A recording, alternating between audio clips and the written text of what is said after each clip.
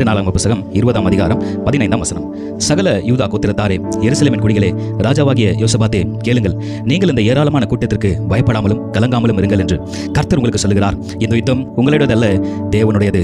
யோசபாத்துக்கு விரோதமாக மோவாபியர், அம்மோன் புத்திரர், சேயீர் மலை தேசத்தார், அதாவது ஏதோமியர், இவரெல்லாம் ஒன்று திரண்டு யுத்தம் செய்வதற்காக திட்டமிடுறாங்க. யோசபாத்து கிட்ட படைபலம் இருக்கிறது. ஆனாலும் இந்த 3 ராஜ்யங்களை எதிர்த்து போரிட வேண்டுமானால் நம்ம மனுஷிகமாக பார்த்தா இது முடியாத காரியம். இந்த திரள் கூட்டமான ஜனத்தை எதிர்த்து எப்படி நம்மால் யுத்தம் செய்ய முடியும் என்று அவர் கலங்கினார். நாமும் கூட பலவிதமான சூழ்நிலைகளில் நெருக்கப்படும் பொழுது, நாம் வேதனை அடையும் பொழுது நாம் சோர்ந்து போகிறோம். அப்படிப்பட்ட ஒரு பயம்தான் யோசபாத்தை சுற்றி சுண்டது. நெருக்கப்படுகிற நேரத்தில் ஆண்டோட வார்த்தை வருகிறது, நீ பயப்படாதே, நீ கலங்காதே, நீ திகையாதே, நான் உன்னோட கூட இருப்பேன். நெருக்கப்படும் பொழுது இன்னும் அதிகமாக தேவனை தேட வேண்டும். ஏன் என்ற 3 ராஜ்யத்தினர் யோசபாத்துக்கு விரோதமாக யுத்தம் செய்ய வந்தனர். முதலாவது காரியம் பொறாமையும் பயமும். 2 நாளாகம புத்தகம் 17ஆம் அதிகாரம் 5ஆம் வசனத்தில் சொல்லப்படுகிறது, கர்த்தர் அவன் கையில் ராஜ்யபாரத்தை திடப்படுத்தினார். யூதா கோத்திரத்தால் எல்லாரும் யோசபாத்துக்கு காணிக்கை கொண்டு வந்தார்கள். அவனுக்கு ஐஸ்வர்யமும் கனமும் மிகுதியாய் இருந்தது. கர்த்தர் யோசபாத்து கூட இருந்தார். யோசபாத்தின் ராஜ்யபாரம் ஸ்திரப்பட்டது. கர்த்தருக்கு பயந்து, கர்த்தருக்கு கீழ்ப்படிந்து, கர்த்தருக்கு செம்மையானதை செய்தார் யோசபாத்து. ஐஸ்வர்யமோ கனமோ மிகுதியா இருந்ததாம்.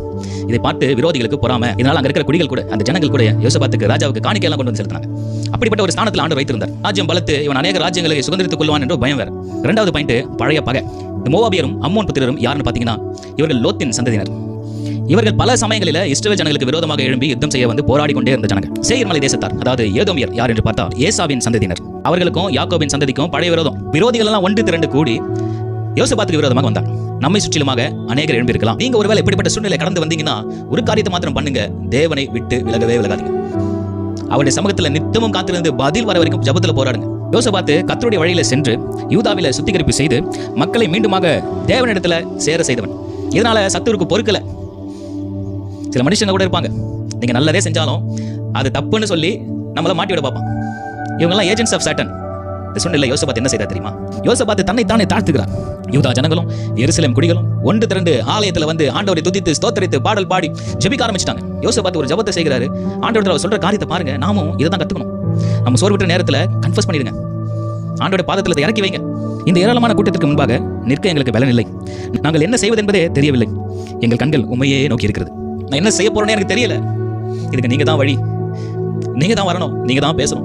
நீங்க இருக்கப்பட்டீங்களா? கடன் தொல்லைகள் இருக்குதா? கஷ்டங்கள் இருக்குதா? பிரச்சனை இருக்குதா? உங்க குடும்பத்தில் சண்டைகள் இருக்குதா? உங்க பிள்ளைகளால சமாதானம் இல்லையா? எந்த சூழ்நிலை இருந்தாலும் இந்த யோசபாத்து ஜபத்தை நீங்க ஜெபம் பண்ணுங்க. ஆண்டவர்கிட்ட சொல்லுங்க, ஆண்டவரே நான் என்ன செய்யணும் தெரியலப்பா, நீங்க தான் உதவி செய்யும். அங்கிருந்த எகாசியல் என்ற ஒரு மனுஷன் மேல பலமா இறங்கினார். அவன் தீர்க்கதரிசனம் உரைத்தான், இந்த யுத்தம் உங்களுடையதல்ல, இது தேவனுடையது. ஒருவருக்கு விரோதமாக ஒருவர் திரும்பி தன்னை தாங்களே வெட்டுண்டு அவர்கள் எல்லாரும் அடிந்து போனாங்க. ஹல்லேலூயா. நல்லா யோசிங்க, யுத்தம் செய்யாமலே அவர்கள் ஜெயம் எடுத்தாங்க. பல நாள் நீங்க போராடி கொண்டிருக்கிற பிரச்சனை விட்டு நீங்கும். கர்த்தர் உங்களுக்காக யுத்தம் செய்வார்.